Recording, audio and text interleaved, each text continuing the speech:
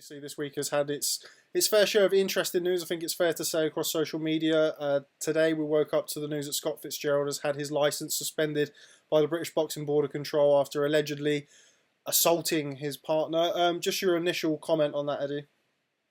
I think there's a bigger story. I think we need to take Scott's version of the story into account as well.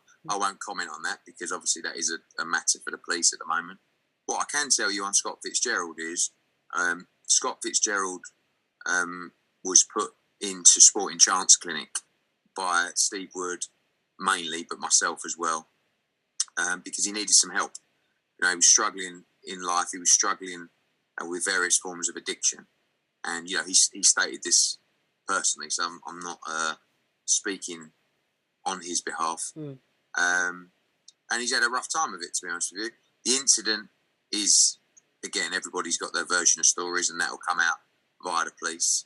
The main reason that he had his licence suspended was because the board didn't know that he went into Sporting Chance Clinic, and they won't let a fighter fight if he is mentally not right or prepared to fight. Obviously, with the stuff on the, the incident, that's something they took into consideration as well. As I understand it, we hope this will be cleared up soon.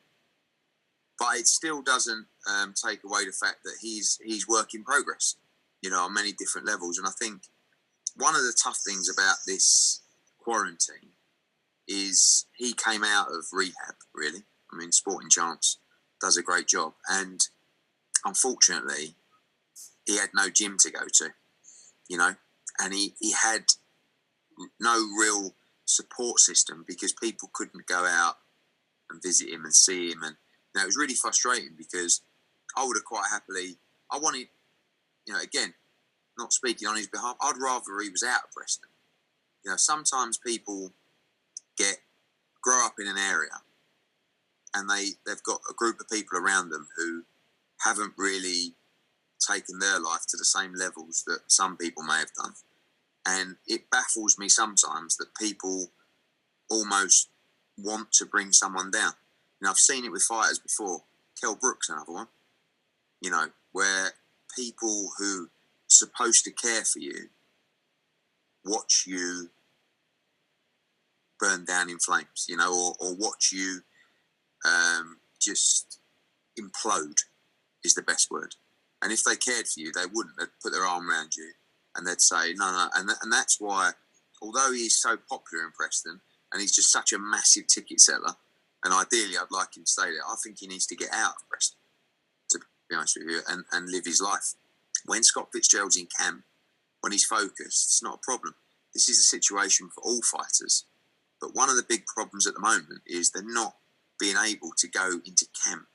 They're not being able to do all the things that swerved them away from that kind of life in the first place. You know, we talk about boxing and all the great things it can do. It still applies to people who may have demons or may be ill-disciplined. They still need it.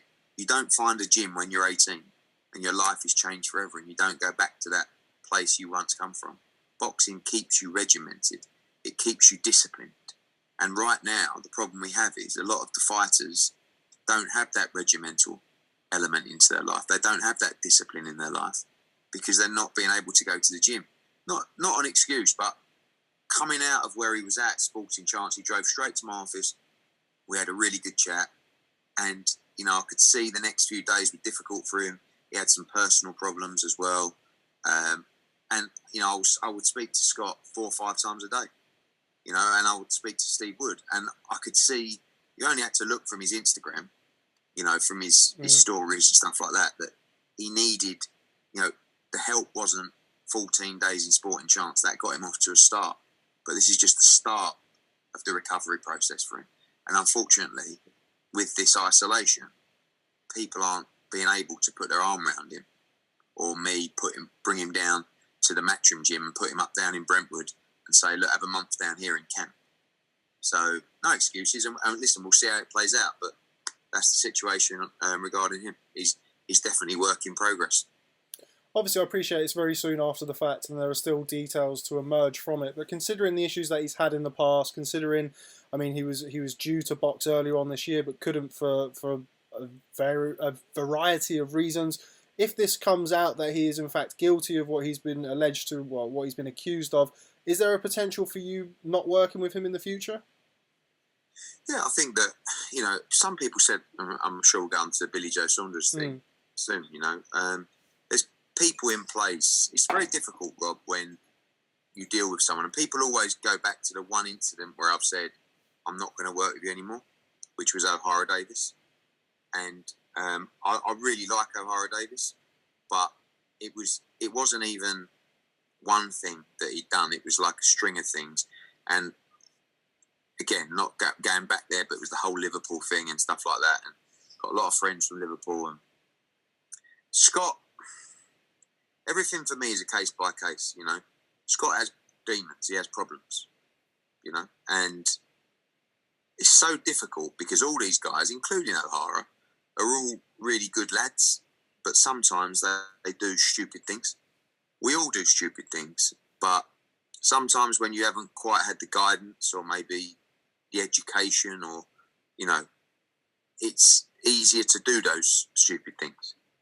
And Scott's fate will be in the hands of the British Boxing Board of Control and the police, maybe. Again, I can only tell you what I'm hearing, which is hopefully everything gets solved. But if he came out and he was, sentenced or anything, then obviously his career's in tatters. And that will be the people that decide his future. Once we hear the truth, once that comes out into play, then obviously we will make a decision on what we're going to do with Scott. I have a soft spot for him. I've spoke to him 5 times a day since he's come out Sporting Chance, and he's, like I said, he's work in progress.